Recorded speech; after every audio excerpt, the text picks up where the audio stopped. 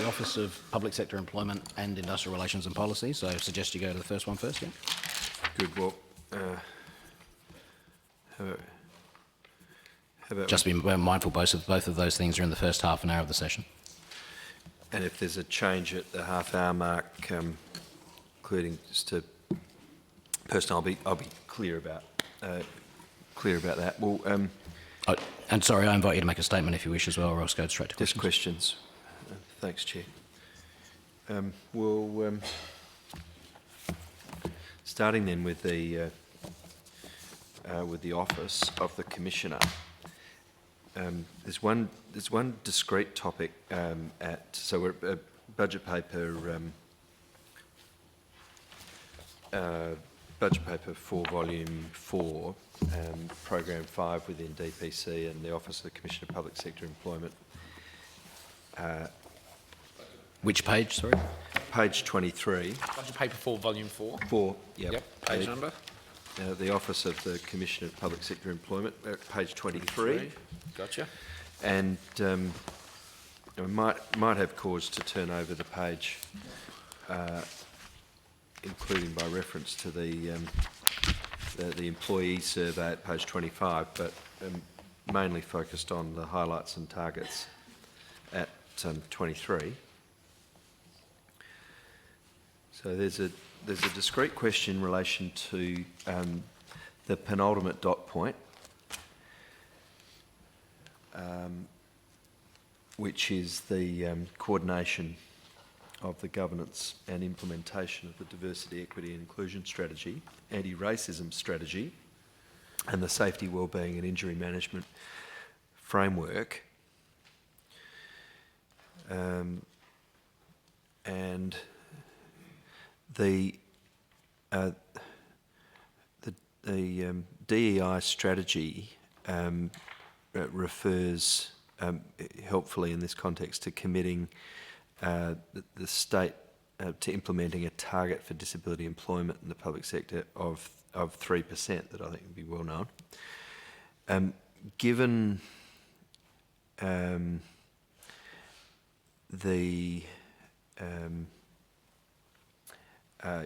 given the recommendations, including specific and disaggregated targets and new public sector employment hires target, merit principle, can the Minister advise, perhaps with the assistance of the Commissioner, whether the 3% target is still on track to be met by 2026, as I think the Minister might have advised the Parliament as recently as last week? Yeah, thank you for the question, and there is the... or last year, sorry. The strategy introduced a target of 3% employment right across the public sector by December 2026, which aims to more than double the current employment data. I can inform the member that the public sector workforce data reported that there were 1,584 employees as having disclosed that they live with a disability in June 2024, or 1.34%. I guess it's important to note too that the data collected in the 2024 People Matters Employment Survey, however, indicated that the public sector is significantly ahead of what's reported in those targets. That is, those who have disclosed that they live with a disability, and so that self-reporting of just 1.3%, the 2024 People Matters Employment Survey of the public sector indicates that there were 5.73% of respondents that disclosed a disability. So the data's only as good as people self-identify who report in the data. So as I say, the workforce data report in June 2024 had a 1.34% of people having disclosed they live with a disability. However, the 2024 People Matters employee survey had that figure of those who responded at 5.73%. 5.73%. Given that figure, or anyway,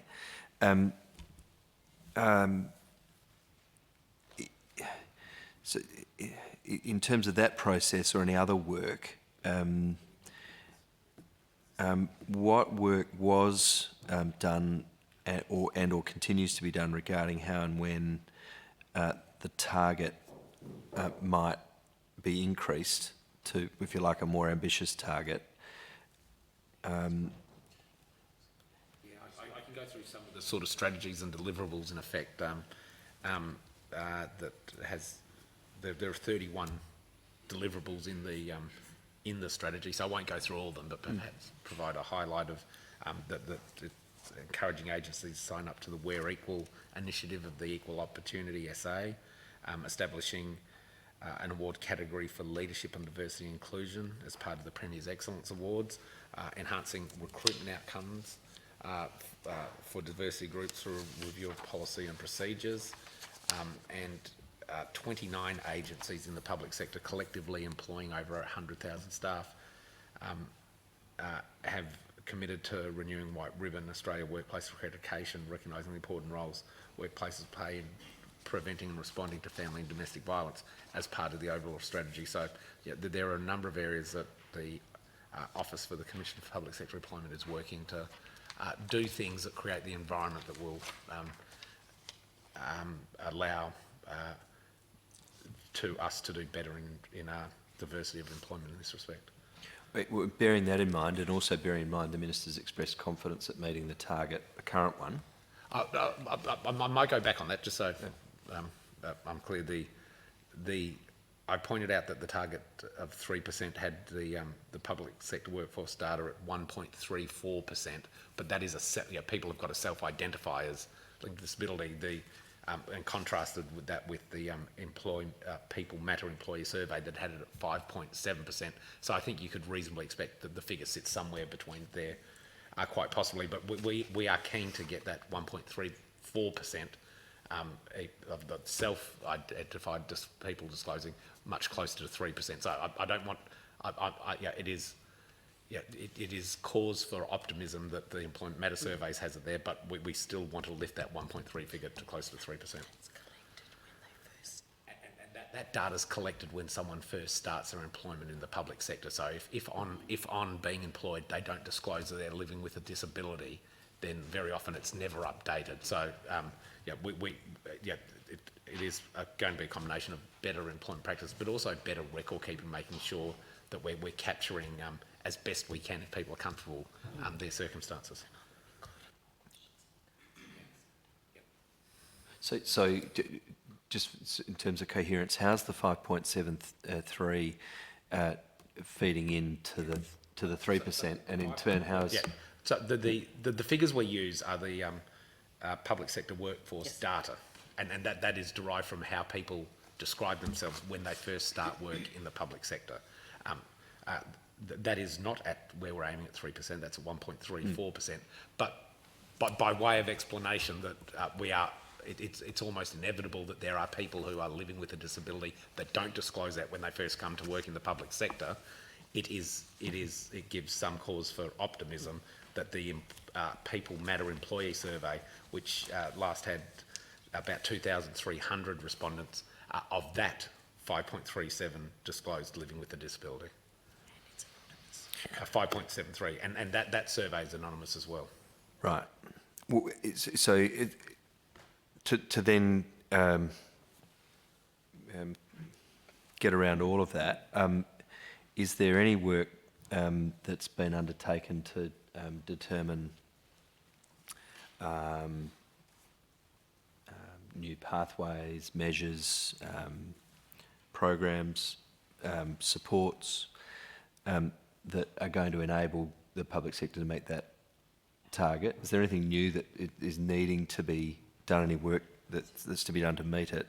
And if so, what's the funding and staff allocation to those actions?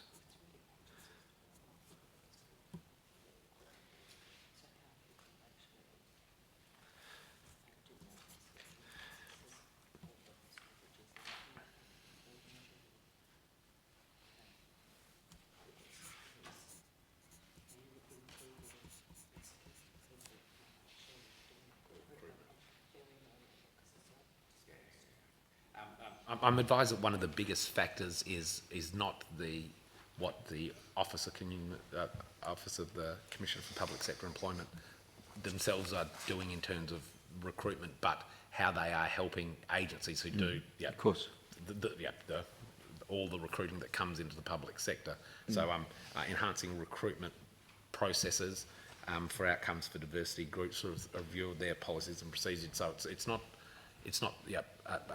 5 individuals in the Office of Commissioner for Public Sector Employment that is going to make differences in these areas. It is the work that they do in helping out the line agencies who do all the hiring understand recruitment Sure. outcomes. Yeah. And what does that cost, and how many of them are involved? I think that the question.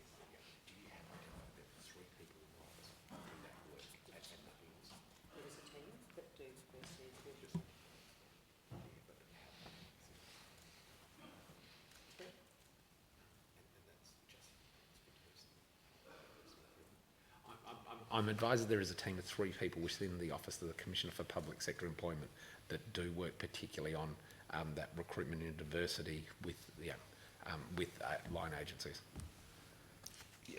Okay. And the cost is to be extrapolated from. Yeah, I don't have But it's their exact titles. It's a deployment of human resources towards that task. Yeah, and of course then that doesn't take into account all the work then that the line agencies will. Of course. The agencies will do. Well, and has any work been done regarding setting of a disability employment target that's specifically for new hires beyond what we've just talked about?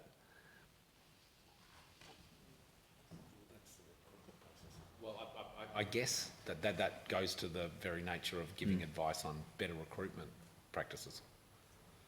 Yeah. All right.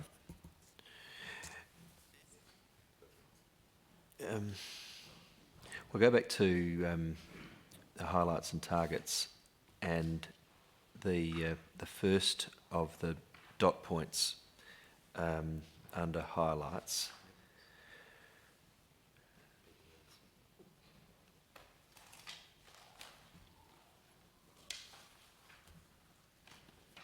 And I think the balancing point, or the companion target, is also the first of the dot point targets, and we've heard that those dot points are in no particular order of priority, but they aren't necessarily in an order of priority, indeed. But they happen to appear as both first mentioned on both fronts. I'm not going to argue with you about how you see that again. It's clearly a highlight and a target. So my question, perhaps by reference to one of the attached officers, is did the Premier's Delivery Unit participate in the survey, and in terms of the action plans in response to the survey results, are we going to see action plans sort of including, by reference to attached officers, including the Premier's Delivery Unit?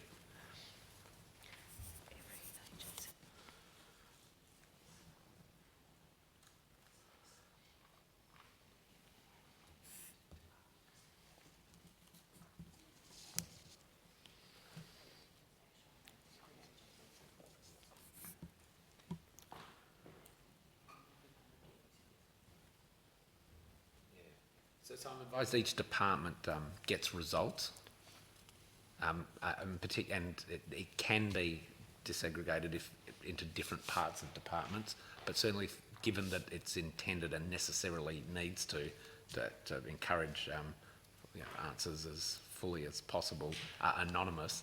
If there's I'm advised, a unit within department of less than 10 people, then they're not disaggregated and are counted as part of the department itself. Well, and the Premier's, it just happens to be on the next page. The Premier's Delivery Unit is perhaps a good example of such a circumstance, in that we see there that its budgeted FTE for 24-25 was 7 FTE. Its estimated result was 9 FTE, so under the 10, and it's got a budget of 9 FTE for 25-26. So, am I to understand the Minister's answer as saying, yes, it would be expected that the staff of the Premier's Delivery Unit would participate in the survey and therefore benefit from the publication of its results and the action plans developed in response to those survey results. But being under 10 FTE, ordinarily there wouldn't be a disaggregation of that unit's response beyond the agency, beyond DPC. Or right. So, and the same might apply. Well, the same wouldn't so easily apply to the Office of the Commissioner of Public Sector Employment itself, having well in excess of the 10 FTE. Yeah. That office tends to do pretty well in these surveys. Yeah, high levels of participation. Nearly 100%, and that's a big number. Well, in terms of the pitfalls of problems of disaggregation of small numbers, I've said that the Office of the Commissioner is not quite in the same category as the Premier's Delivery Unit, there being an estimated result 24-25 of 44 FTE. Perhaps just turning to that is What page are we? over the page, Okay. 24. I did flag the possibility of turning the page. And You here did. we are. You were very good to flag that you Here might we- turn the page. Here we are. We've turned the page. And now you've turned the page like you said. We're now in the final Look line at you of turn the page. the one and only table on that following page 24. And I think the reason I gave for perhaps turning the page was even to page 25, which reveals the cost Slow down. of the survey. But we'll get there if we do. The sort of unrelated to the survey specifically, the budget for the Office of the Commissioner had a budgeted FTE of 36 for 24-25, which was a significant reduction of 15 FTE from the previous actual. But that didn't transpire, and so you end up having still a reduction of actual from 23-24 to estimated 24-25, but only to 44. So budget to estimated is an FTE increase of 8. Is there a reason for that, and how's that best explained?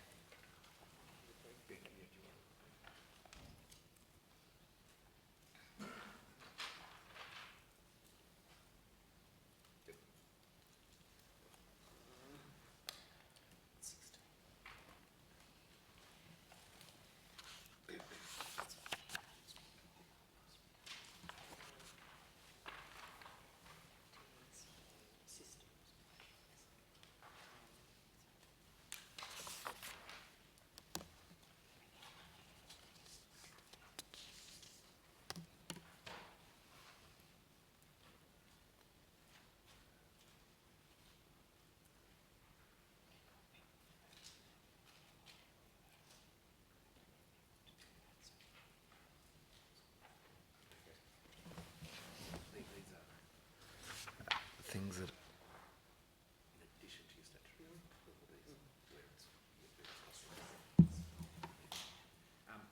I'm advised that that is largely accounted for in things that the office does in addition to the Commissioner's statutory responsibilities under the Public Sector Act that are done on a cost recovery basis. So there are, and I can go through a couple of those in a moment, things that the office does that aren't part of their everyday business but they are asked to do, and they do so on a cost recovery basis. So they bring in, they receive income to employ more people to do those things. I'm advised that things such as increases in the FTE count for doing things such as the South Australian Leadership Academy course run in conjunction with the Institute for Public Administration, and systems such as My Career and Gov Safety across the government, the South Australian Public Sector Employee Survey, which is on a fee-for-service basis in doing that, and other cost recovery programs delivered in 24-25, but not including the 25-26 budgets, such as whole-of-government coordination for white ribbon workplace accreditation, anti-racism strategy, and actuarial valuations where funding is transferred from agencies as required. So there's a range of things that the office does that are not part of their statutory responsibilities. They cost recover, and they have FTEs that go along with them, is my advice. How do you mean they have FTEs that go along with it? For the things that when they cost recover, they receive money for the services they provide, and they employed FTEs to deliver those functions. So that's correct, yes? Yeah, okay, because I was going to give you an out, which I think you probably then achieved. When I heard you say that the survey was outsourced, and it cost $500,000 to do it. But that was outsourced. So there's no FTE for that. I'm advised there were, some of the work of the survey itself might have been outsourced, but a lot of the work in terms of interpreting and providing the results to public sector agencies resulted, I'm advised, 2 to 3 FTEs within the office for that.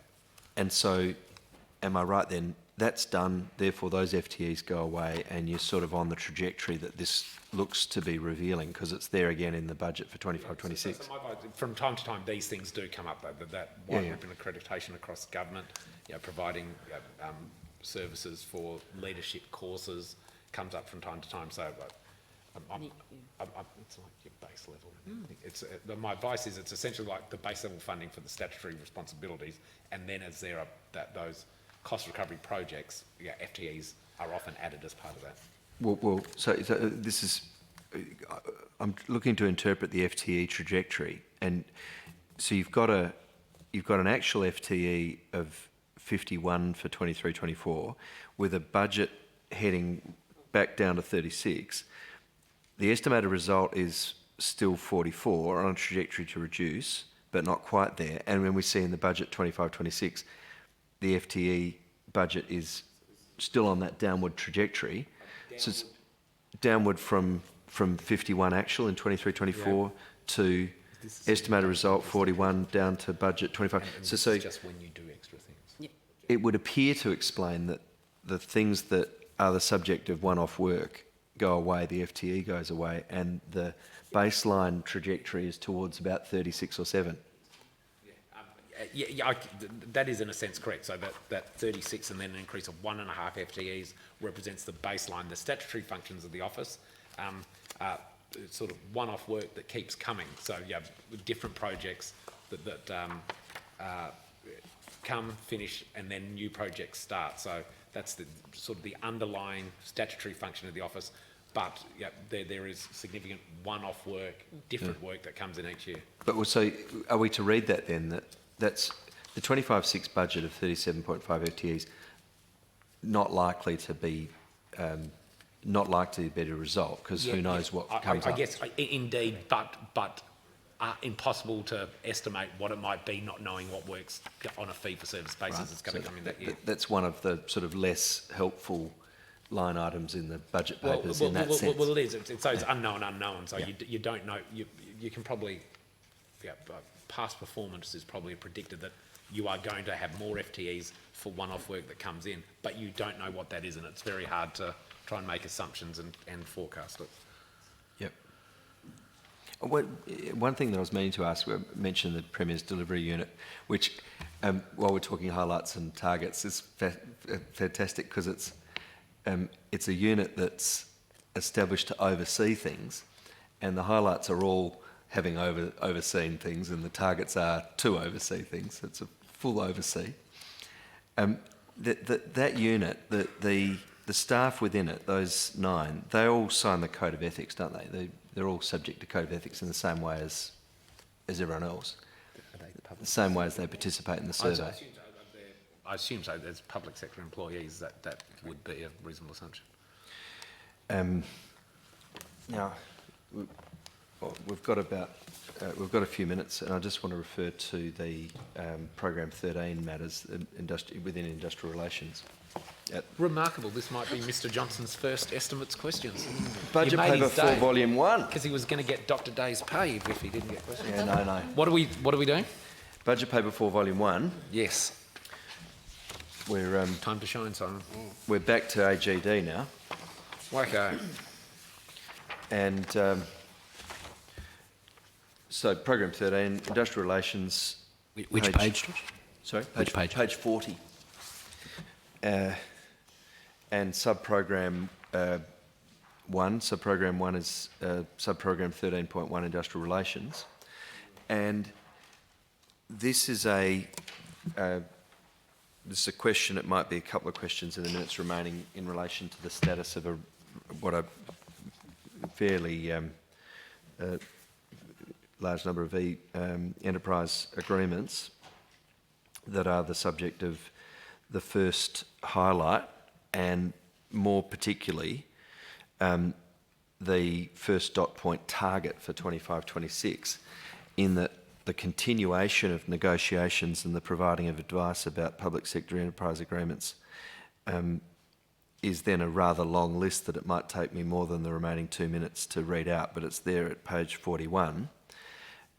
How's that going, and do you anticipate that that list might be reduced and completed in an orderly way in the course of the year ahead? Yeah, I think it's fair to say that you could anticipate that list to reduce in an orderly way. There, as you've highlighted, the vast majority of public sector agreements are currently at various stages. Some of them very, very early. Some of them quite advanced stages of negotiation. It might be, what is it, teachers, police, and who's not up? Teachers is the main one. It's not teachers. The one's not. Yeah, teachers, for example, is not up in the very near future. But Sorry, I missed that. But Teachers is what? Teachers is not up. It's not up. Negotiation. Yeah. That is of a time.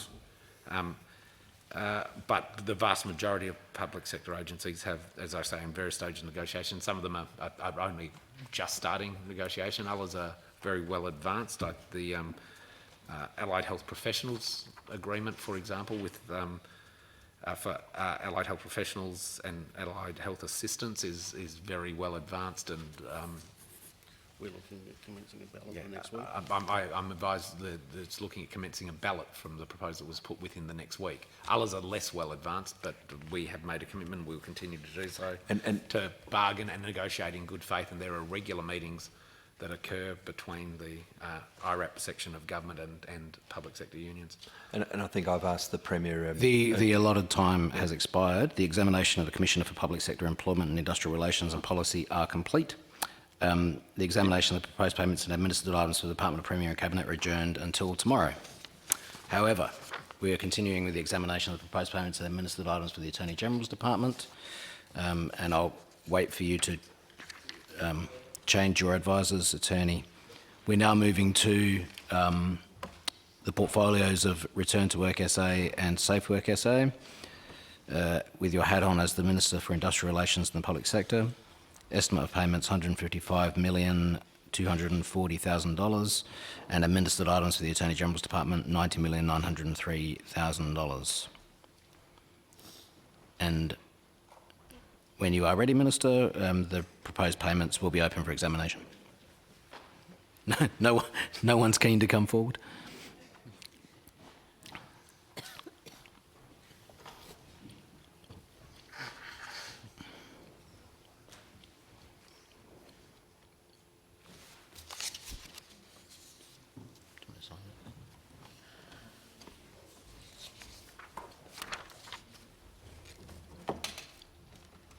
Oh, 24.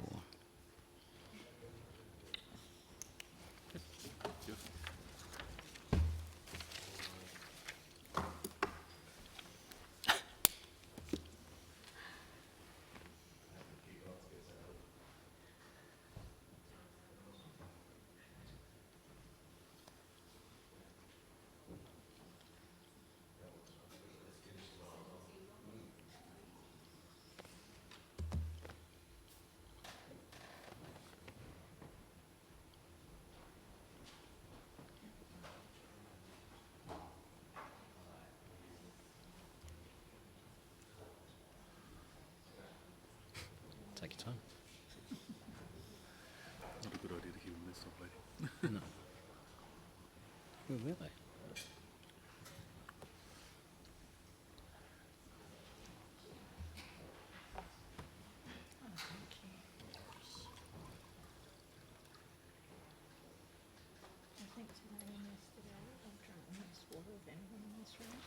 How are we going? Do we have a full complement? Yep.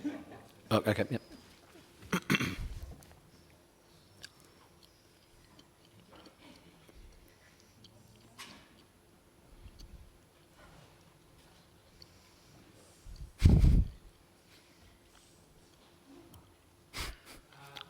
All right, Minister. Thank you, Chair. To introduce those that have joined us, to my right is Michael Francis, the Chief Executive Officer of Return to Work SA. To my left is Glenn Farrell, the Executive Director of Safe Work SA. Behind me we have Rob Templeton, the Director for Workplace Education and Business Services at Safe Work SA. Brett Pfeiffer, the Director of Compliance Enforcement, Safe Work SA. Paul Caskey, the Executive Leader, Finance and Investments at Return to Work SA, and of course, once again from Attorney General's Department, Caroline Meagler and Andrew Swanson. It's been here and I'm Mark, I am the Minister Hi, Mark. concerned. Welcome, thank you. No opening statement? No opening statement? From, No from opening you, Minister? statement, No, no? Or from you, Member Heisen? No? I will certainly call though, Chair. Certainly, go ahead. Well, perhaps I might turn first to Safe Work SA. And my primary reference point, I think, throughout is going to be at budget paper 4, volume 1, at page 43 for the sub-program and its performance indicators.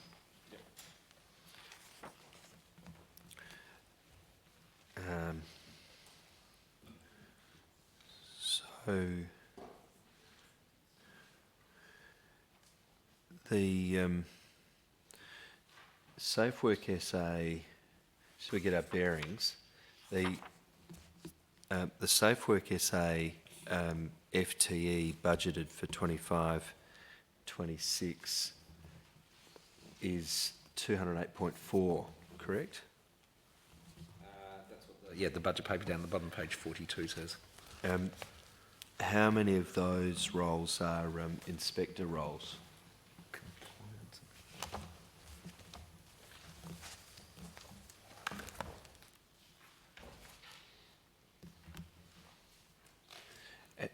And is there anything particularly to be said about that in the context of what's a 10 FTE increase on budget last year and a 2 FTE increase or 1.5 FTE increase on the estimated result from last year?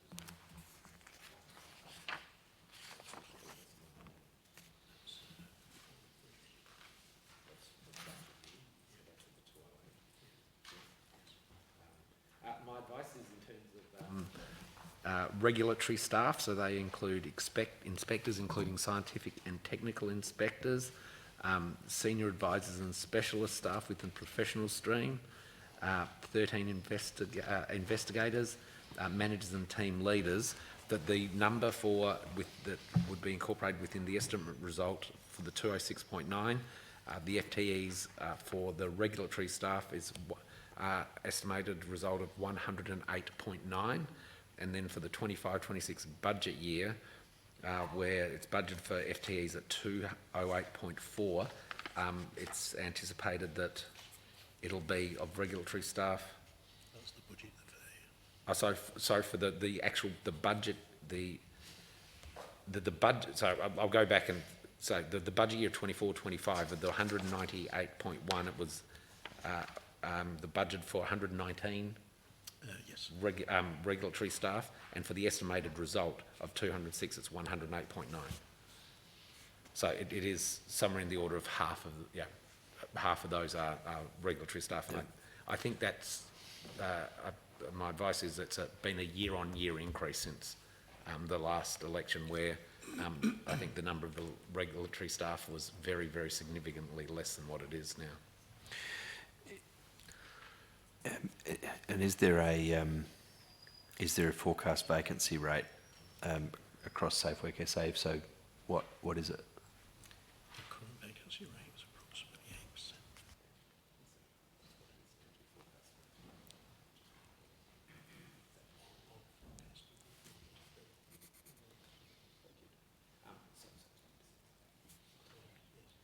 My advice is there's a vacancy rate, a current vacancy rate of 8%.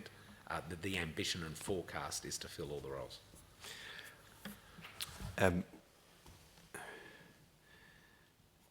What's the budgeted cost of employment of SafeWork SA staff for 25-26? For 25-26, for the 208.4 FTEs, what's the dollar amount associated with the 208.4? Yep. Okay.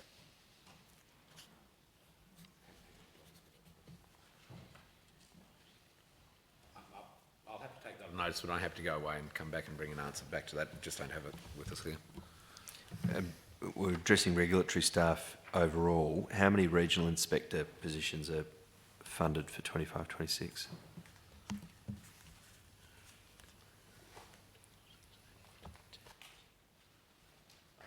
So your question is, of the 208.4 budgeted 25-26, how many of those are the regulatory positions, of which we've said over the last couple of years it's been about half? Is that your question?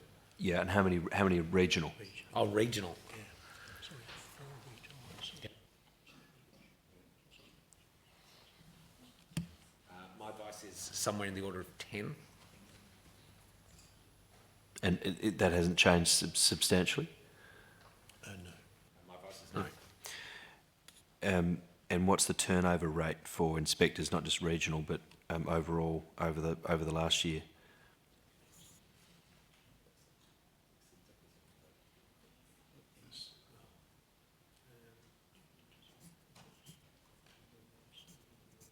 So just to check, it's the question over the last 12 months, and is it the regulatory staff or everyone? Do you want how many have left and how many have come in? Is that Yeah. for regulatory or for everyone? Regulatory is the focus, inspectors in particular.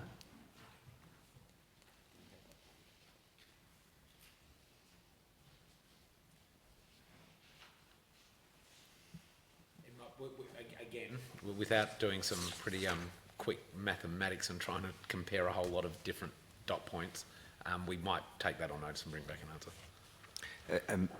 How many inspectors are classified as trainee or provisional junior?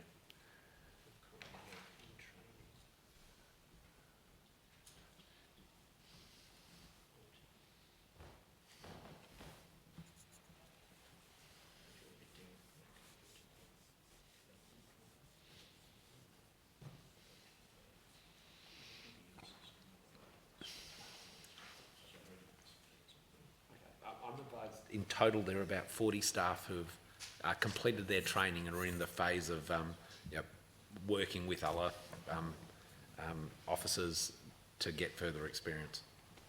About 40. About 40. We had 2 intakes.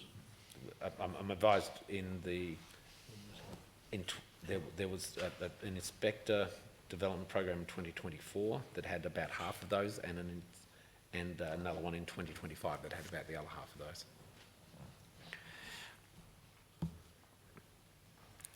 And just to round out that inquiry, what's the, or is there a guide that might be consistently applied in relation to the workload for each of them? And is it at any material variance regionally? So you mean like a thingamajig that has what's expected in a guide in different places, or is there? of each of them, and are we seeing regional variance in caseload?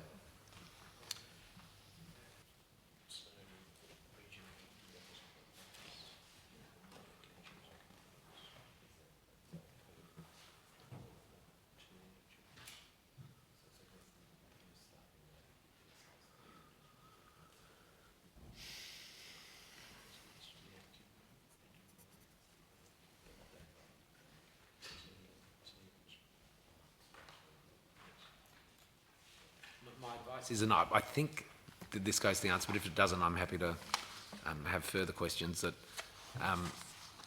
in terms of caseload, it's my advice is even spread between those who work regionally and those who work in metropolitan. But if there are times when in certain areas there are decreases in the usual caseload, then the officers do more proactive work rather than the reactive responding to reports or complaints. But my advice is it's reasonably even between regional and non-regional. And any idea of volume per?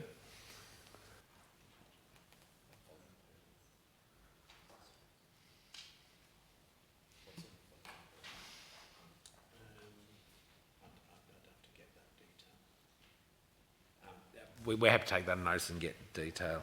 Is that for the whole All right. 200 now? Well, perhaps that might be helpful to have some reference more specifically to the activity indicators at page 43. And we see there in the first of the three criteria a target number of compliance and enforcement visits. And there's a note there that the Minister might like to might talk to. But so we see it's not expressed in terms of a target, but a projection, which is the same 24-25 to 25-26 of 10,000. Now that's at very significant variance for the actual for 23-24 at 6,813. Nonetheless, and notwithstanding an estimated result for 24-25 that's closer to that actual for 23-24 at 7,500, it's increasing. It might perhaps be observed to increase in line with the additional FTE, but still a considerable variance to a projection or target that's been maintained at the same level. What's the interaction between the target and the actual result, and is it anything other than just a shortfall to expected performance?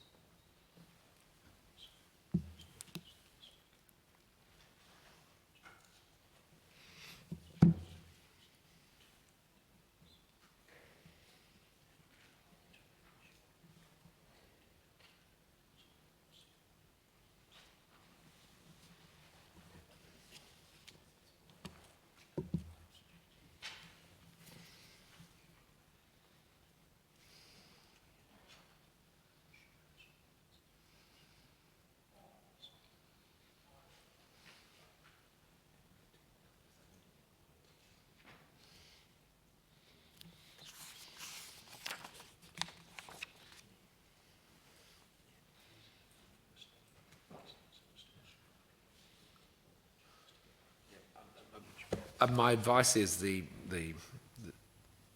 ambitious projections and targets for in compliance and enforced visits is expected to be closer to coming to fruition as the inspectors who have gone through their training and are in the early stages start to be able to operate independently. So it is expected that the projections of 10,000 get much closer to being realised as those officers become able to function independently when there's that increase in compliance staff. So there's at least 2 years' worth of examples of a considerable shortfall of result compared to projection. Has that, or in any event, has that led to, or in any event, has there been concern raised to the minister or to the department,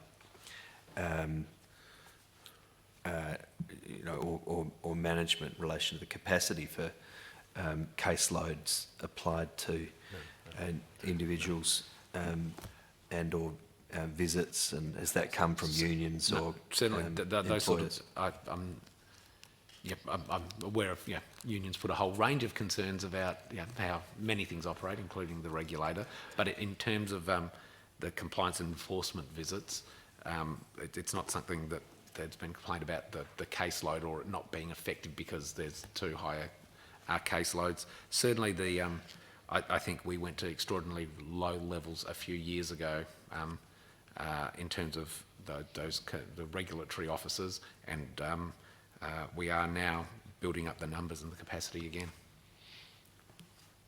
And I've differentiated out those that are working in a regional area. So particularly with regard to the regions, no expression of concern that's come to the minister's attention. Certainly, I don't recall anyone expressing concern in relation to that. Because I guess two dynamics going on. One is the recruitment of additional FTE, then what I'd describe as a relatively substantial proportion of those under training, and then sort of tertiary point being that they're no doubt all aware of what's been maintained as a target or projected level of visits that's well in excess of actually achieved levels of visits. So whether that combination of dynamics might be seen as something that could lead to concern, but none of that. Certainly, in relation to that, no, I don't recall having had that expressed, no.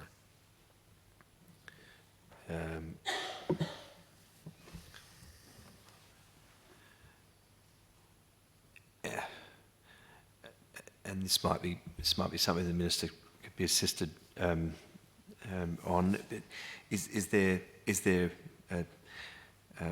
does the minister presently have confidence that that site visits for serious issues are being completed,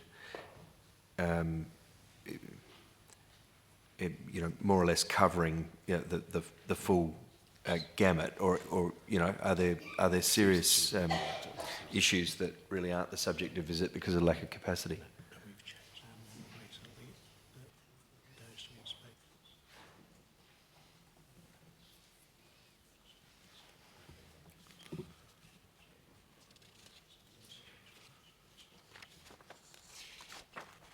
My advice is, serious matters responded to possibly more quickly than they might have been in the past and more thoroughly. That for serious matters, my advice is responded to generally within 1 or 2 days. And unfortunately, we see regularly in the media very serious injuries happening at workplaces. So it is one of the primary functions of safe work to respond to those sorts of incidents. I think I'm perhaps most conveniently back to page 42 in terms of a reference. I want to ask about advertising and communication. What's the budgeted cost of government advertising across all Safe Work SA platforms for 25-26?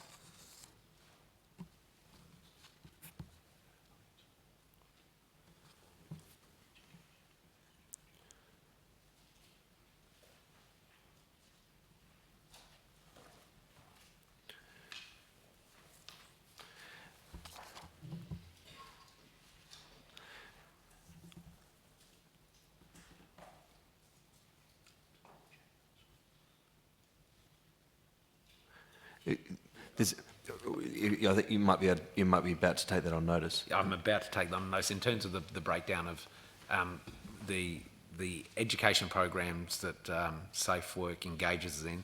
I'm happy to take it on notice, but do you want the strict advertising costs with media outlets, or the broader costs of that education and information program? Yep. All right, I can get that. Thanks. And in fact, rather than take it on notice, this may be of some help. Is that for advertising or for the education? What sits in the education spreadsheet?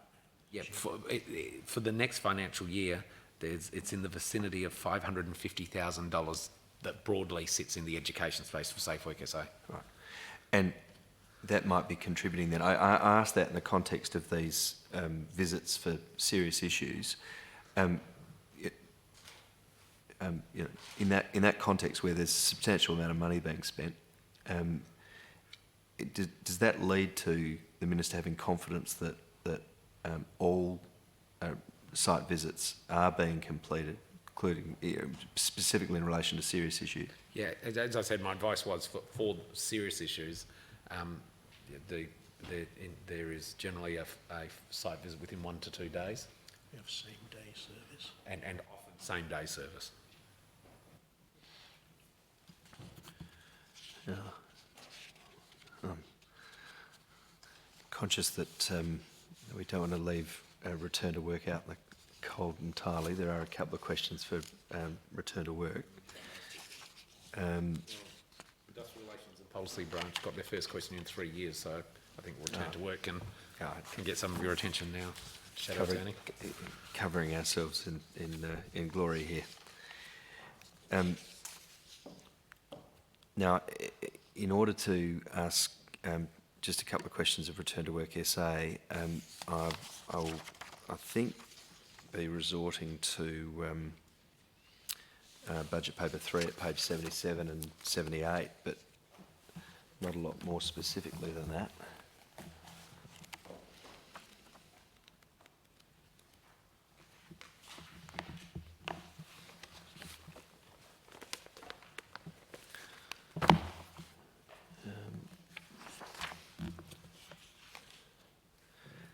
So we see there the Return to Work Corporation South Australia is a public financial corporation, and over at page 78 in the table describing the public financial corporations, Return to Work Corporation South Australia is described as having a steady number of FTEs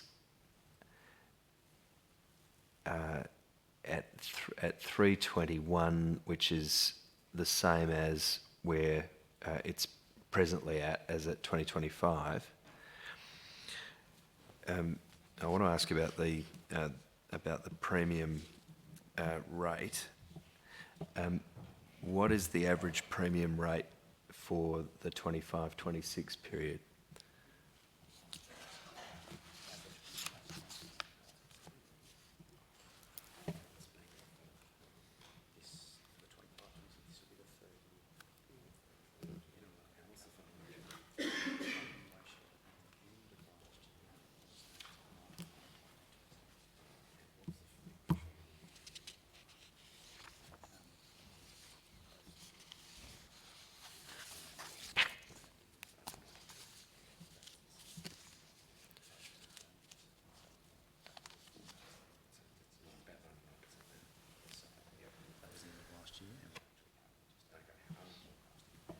And go on. The average premium rate is 1.85%. This is the third year it's held steady at 1.85%. I can indicate probably as important as the rate is the scheme's capacity to be sustainable. We're at a funding ratio now of 99%, so almost 100% funding ratio, with a projection to if all goes well, over the next year or so to hit the 100% funding ratio. And I might just say that when we came into government, the funding ratio was down to below 92%.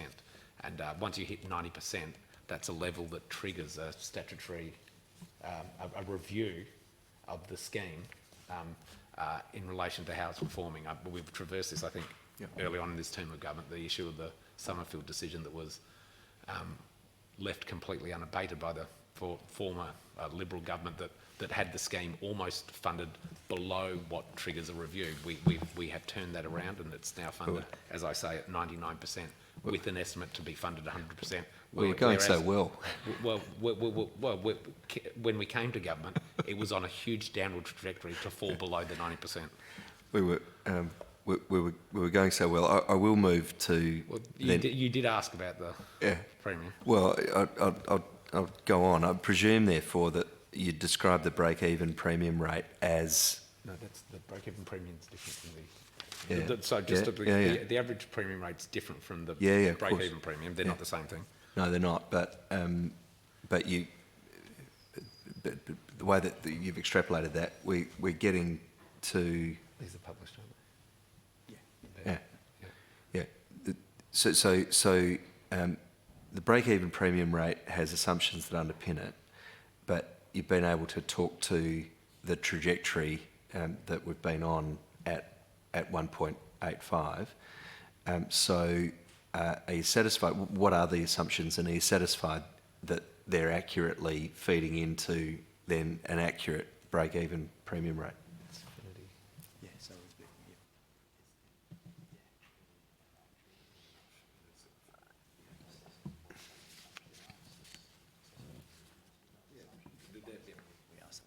There's an independent actuary who I think for quite some time, Finity's been the scheme's actuary, and I think Finity probably do a lot of this actuarial work for schemes right around Australia. I've got to say, I'm not going to pretend to understand how every one of the inputs work for the actuaries who understand this scheme. One thing I have come to understand, it is extraordinarily complicated work, but given we've had the independent actuary who is exceptionally well experienced at other schemes around Australia, I think that we can have a fair degree of confidence that we can rely on how they go about taking into account the assumptions and measuring the scheme's performance. It's worth noting, Tony, that it's covering. And it is now, the 1.85 is covering our break-even premium, which I think is almost self-explanatory, because we are heading towards a proper funding ratio of close to what the scheme needs. And we could go on, but time's short. Perhaps if there's time for one more. When is the next scheduled internal audit of the premium rate setting?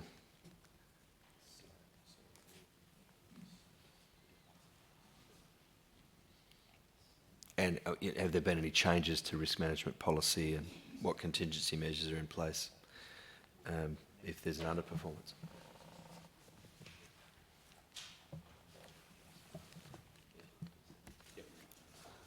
My advice is typically the review of premium rates will happen in about April of each year to review and set the rate for the next financial year. And those contributors, is there a confirmation that there's been no change to risk management policy based on audit or board findings in the last 12 months?